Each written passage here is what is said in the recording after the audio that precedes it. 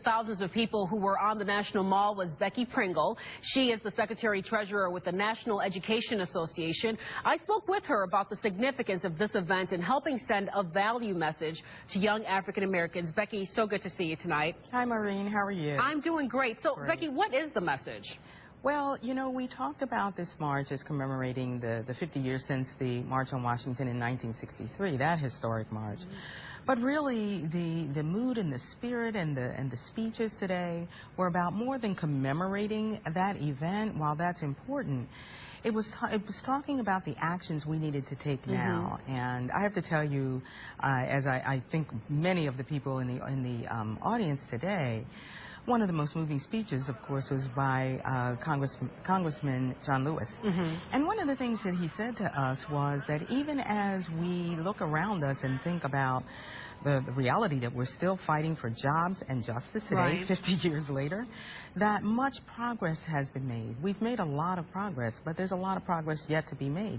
Which seems to be the overriding message with a lot of the speeches today, is that we have made progress, but more needs to be done. And you talked specifically about education justice, and I'm interested in this. What is education justice? And just talk about what we can do to achieve that.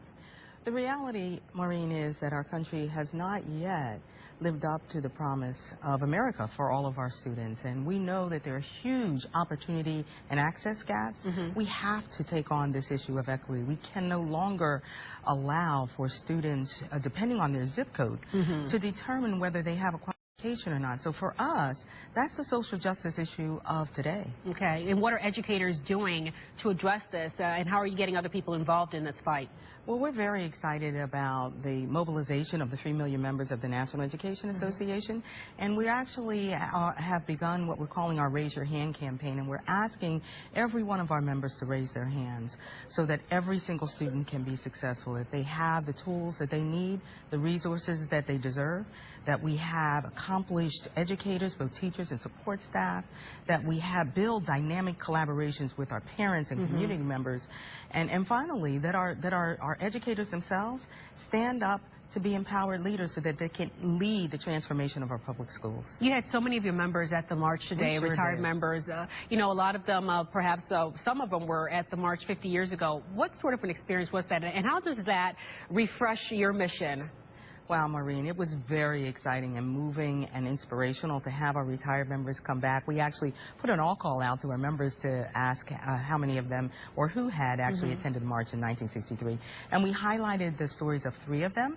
And we actually invited them to the NEA building this week. We did a training for our high school students and college students on how to be social justice activists. And so these 3 retired members came and told their stories.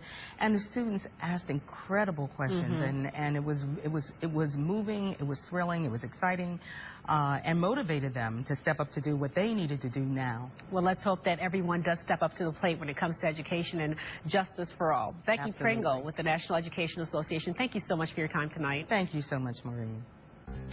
The skin